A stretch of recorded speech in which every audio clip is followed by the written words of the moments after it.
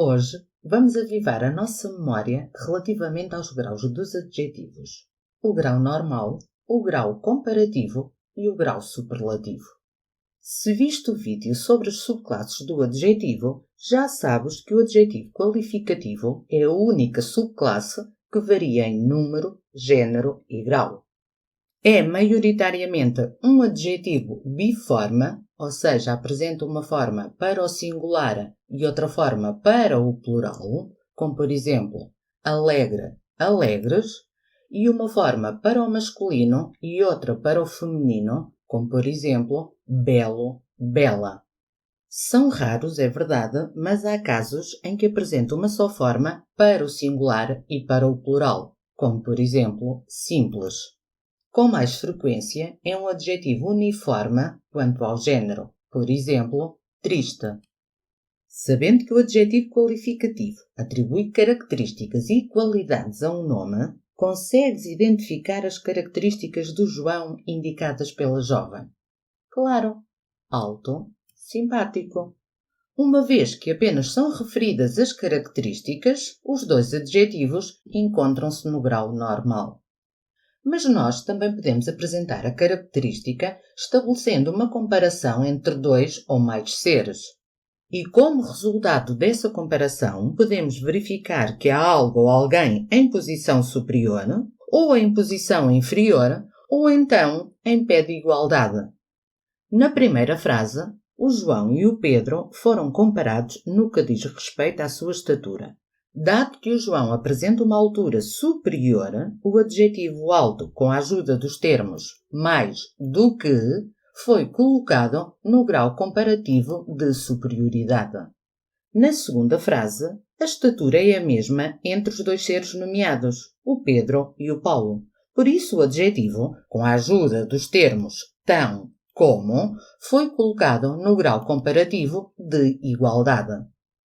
Na última frase, os dois seres, o Paulo e o Miguel, foram comparados relativamente à sua facilidade de comunicação, constatando-se que o Paulo apresenta menos capacidade de exteriorizar as suas ideias, por isso, o adjetivo, com a ajuda dos termos menos do que, foi colocado no grau comparativo de inferioridade.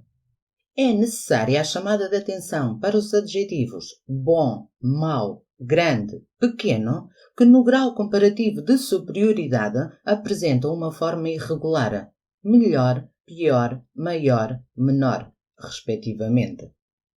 Quando a nossa intenção é salientar, elevar, exagerar a característica, colocamos o adjetivo no grau superlativo. E este subdivide-se em absoluto, quando nos referimos a um nome, e em relativo, quando destacamos a característica de um nome em relação ao conjunto onde se insere, seja este grupo formado por dois ou mais elementos. Para intensificar a característica, ou recorremos à ajuda de um advérbio de quantidade e grau, como por exemplo muito, demasiado, bastante, e estamos perante o grau superlativo absoluto analítico, ou recorremos à sufixação, utilizando o sufixo íssimo. E neste caso, estamos perante o grau superlativo absoluto sintético. Com outros adjetivos, podemos recorrer aos sufixos érrimo e ílimo. Ele é o homem mais alto do mundo. Em relação aos homens de todo o mundo, este sobressai pela sua estatura. Por isso, o adjetivo alto foi colocado no grau superlativo relativo de superioridade. Na frase ele foi o menos rápido nos 400 metros, há um elemento que ocupa uma posição inferior relativamente ao tempo de corrida dos outros atletas. Assim, o adjetivo rápido, neste caso, foi colocado no grau superlativo relativo de inferioridade.